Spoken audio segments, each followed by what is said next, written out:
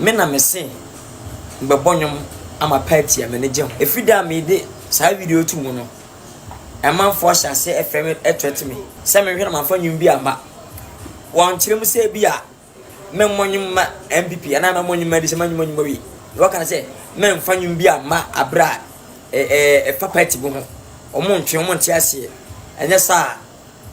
omo fa ncheme Other for Saturday na enkrofo miensa bi a omo threaten eye Kwadwo Nkansah Lil eye Kumawood actor se omo beku no se wanhwe ne husu yi a ombeje ne nkwa ede efree ne nsem e wonwum bi a opese o release ho aha eye kesi media subscribe like na afei no share jaw comment comment section honom fama me other for some de era nsem ni mu ana chese Kwadwo Nkansah Lil na enche bia na obepa ne sini bi ho ntoma ewo eye SG mo Mr President ono e no de video bi abeto mountain so a wo kire se moye so be release enwum bi eye ene Farmers Day political song bi anka ode ma amanyokuo bi ne na nkrofo komiensa bi etumi afre ne se wonimu nim na se wode nwum ne ba abonten ene na ochena san ka ho de ene on counting itself say on tiasa atiasefo asase su bi omubeku ne pa fi se ontumi emebonyum emfa mamanyokuo bia e wo man ni mu ha ana Kwadwo Nkansah kire say na Ghana ya yeti enye nyina na yeti Ghana yi mu ye nyina na ye wa ha nti eba ne sen e na mese me de nwom eba ye political song nti no mo be frɛ me atreaten me se mo beku me ye kwese na no mu nsɛm ne mra me mo bia ha samre yakopon hira madofo nyina na matamfo nyanche sanse nyame na hia ne adofo bibi koso ewo Ghana wo chi bi ho nti ase me na mese mbebonyom ama party a me ne je ho amashada se on the 1st December efida me de sa video tu mu no amanfo hya se FM etwet me emu memma obua omoni di ofiri onka se me hwe na manfa nwum bi ama won kirem se bi a me mmonyum ma MPP ana me mmonyum ma di se manyum wi wo kana se me mfa nwum bi ama abra fa party bu ho omo ntwe omo nte ase enye sa omo fa ncheme am shamai o ma miska record no nwum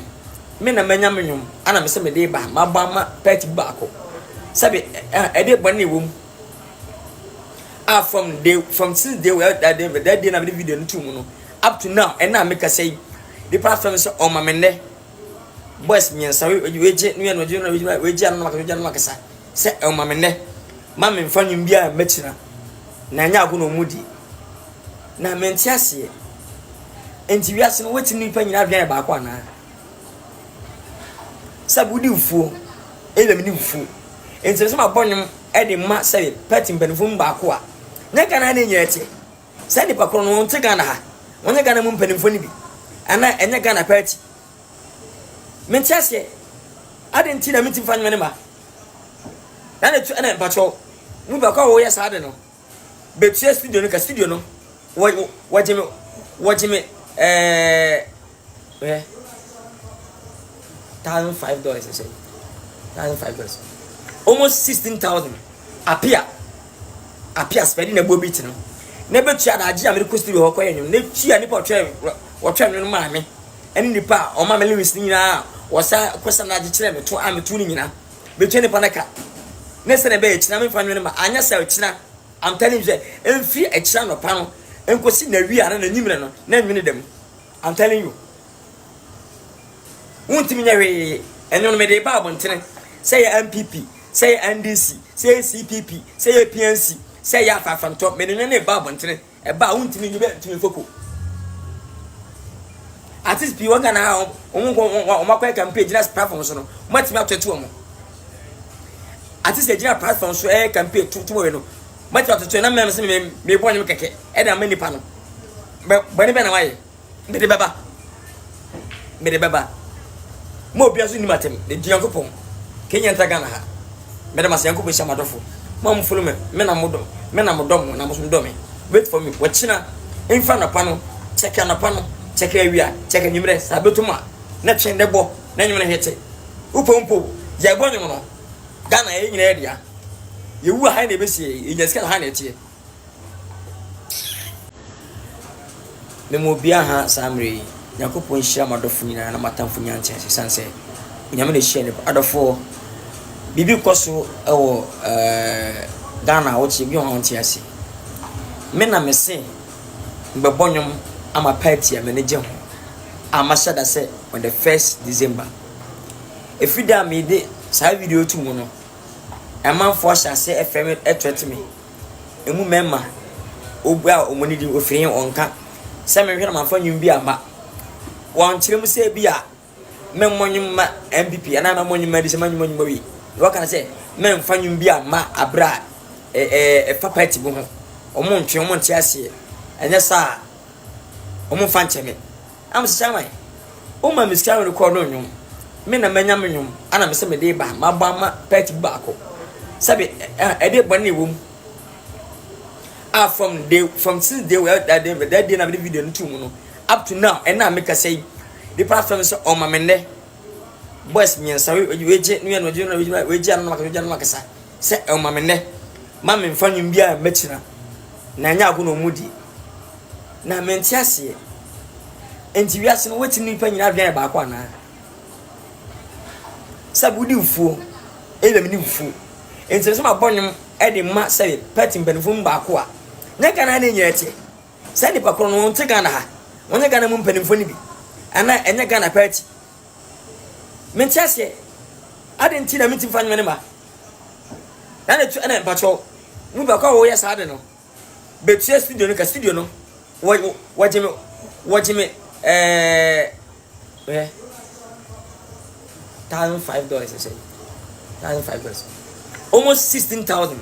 appear spending na bobit no na betua da agi America studio ho koye nyum na tua nipa otwe no ma me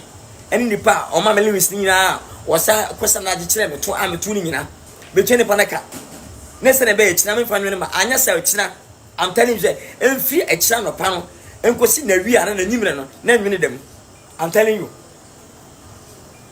wontimi nyawe eno no me de ba abontene say MPP say NDC say CPP say PNC say ya fa from top me no ne ba abontene e ba wontimi nyi be timi foko artist bi waga na o makwa campaign just platform so no matimi atoto mo artist ejina platform so campaign to we no mati atoto na me se me bonye keke e da mani pa no bani be na waye me de baba mo obia so ni matem de Yankopon Kenya nta Ghana ha me de mas Yankopon sha madofo mo mo follow me na modom na mo so dom wait for me wachina infa na pa no check na pa no check awia check nyimre sabetuma na twen de bo na nyimre hete upompo ya bonye no Ghana e nyina dia yewu ha na ebesie enyaska ha na etie Adolfo Kwadwo Nkansah Lil na num nsem no ana yekotie baaye no wotie nsem a wodi tudwa na etwe se emrante nani abere paa yie fi se wo se omoye miensa we ba akọ na frɛ no na oni we kasa wi ana wa paasefo ne de ama we na we asanso ne na kasa oni momode oni baabi omufri e na wonim nipaku a omoye nanso oma frɛ no se so ode enwom no eba abonten de a ene onhwe ne hu yie paa na omobeyi na free asiasefo asase iso ena Kwadwo Nkansah ka se oman Ghana yetimu ye nyina ye de ya party no dia wo pe ene dia mepe na enye pe se me na me se me pe NDC na me bonyuma ma NDC a enye wasem me na me se me pe NPP na me bonyuma ma NPP a enye wasem CPP wo ho afafra anto nyina wo ho dia wo pe ene obeyi fi se obia ene ne choice nti ade nti na wo be frɛ no na wa threaten ne se obeku no wa abra wo pe se ode nwom na eba enwom no se wo mpe se wode beba osrew baby okọ record enyum no brabetua ho ka studio ho ne betua ho ka de otro enyum no brabetua ka se wuntumi ntua ka de a ene enne anopai enkosi enyum ne de na nyum no aba monten so na osere Ghana fo so nyum ne ba momfa ndi asa ma ne hete ha eye Kesi Media subscribe like na afi no share ma mi din ene nana ya adepa update bia no me de beba be ka ho makra